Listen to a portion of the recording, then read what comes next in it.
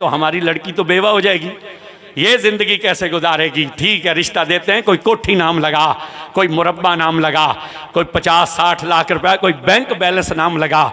50 साल की उम्र है, रसूलुल्लाह ने सिद्दीक़ अकबर को बुला कर कहा, अल्लाह ने आयशा के साथ मेरा निकाह कर दिया, तुम्हारी मर्जी क्या है।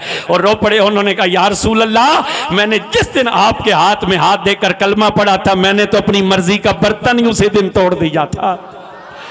मैं कौन होता हूं अपनी मर्जी बयान करने वाला। मैं भी आपका हूं, मेरी औलाद भी आप। 9 साल की उम्र में रुखसत होकर गई। इस कायनात में हज़रत सिद्दीक़ अकबर से लेकर इस उम्मत के आखिरी फ़र्द तक जो शख्स जितने भी बड़ी मर्तबे वाला हो, वो फौत हो जाए तो शरीयत का असूल क्या है, उसकी बीवी इद्दत गुजार कर निकाह कर सकती है कि नहीं कर सकती।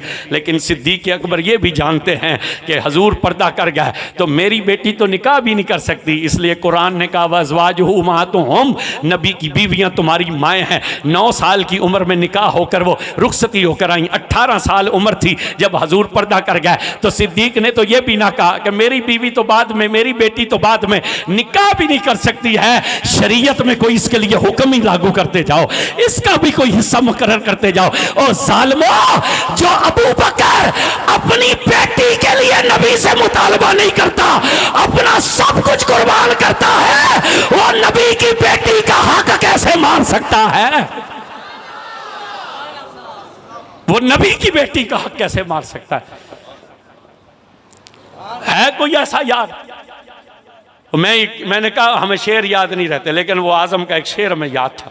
उसने कहा, चारे यार नबी दे आशिक, कोई दिसे न चारा वर्गा, ना इस धरती पैदा कीता ना जान निसारा वर्गा, ना कोई होया ना कोई होसी इन्ना यारा वर्गा, आजम शान सिद्दीक की दसा इको यार हजारा वर्गा।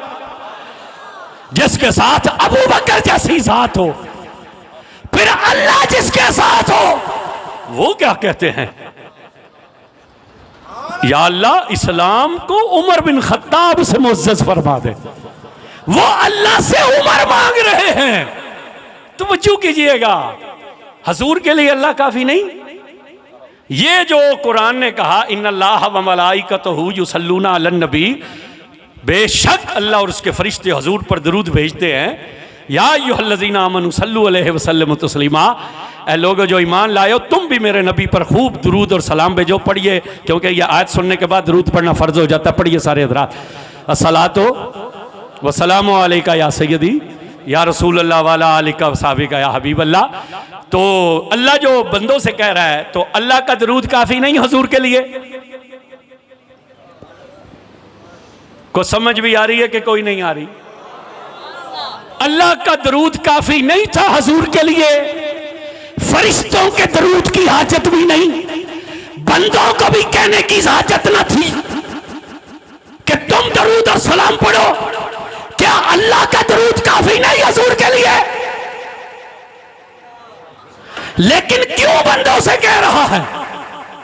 ये दुनिया है ना, दुनिया, ये जो मांगने वाले होते हैं ना, मांगने वाले, ये बड़े समझदार होते हैं। ये उम्र देखकर अंदाज़ा लगाते हैं। अगर बड़ी उम्र हो तो उसे कहते हैं तेरे बच्चों की खैर हो, अगर छोटी उम्र हो तो उसे कहते हैं तेरे माँ बाप की खैर हो, अगर दरमियानी उम्र हो तो उसे कहते हैं तेरी जवानी की खैर हो। मैनू अल्लाह दे नां ते कुछ दे।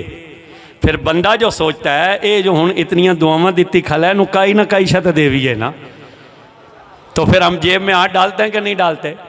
10, 20, 100, 50 जो तौफीक होती है उसे देते हैं। तो अल्लाह फरमाता है, वो तुम जैसे मोहताज से मांगे, वो तो तेरी भी खैर मांगे, तेरे माँ बाप की भी खैर मांगे, तेरे बच्चों की भी खैर मांगे। और तुम जैसा मोहताज जब मुझ जैसे गनी से मांगे तो ऐसे ही हाथ उठाकर शुरू हो जाए। मगर सुन, हमारी शान ये है, हम लम यलिद हैं व लम युलद है, न वो किसी का बाप है, न वो किसी का बेटा है, न उसे किसी ने जना है, न उसने किसी को जना है। मैं घर घरानों से पाक हूँ, मैं रिश्तेदारियों से पाक हूँ।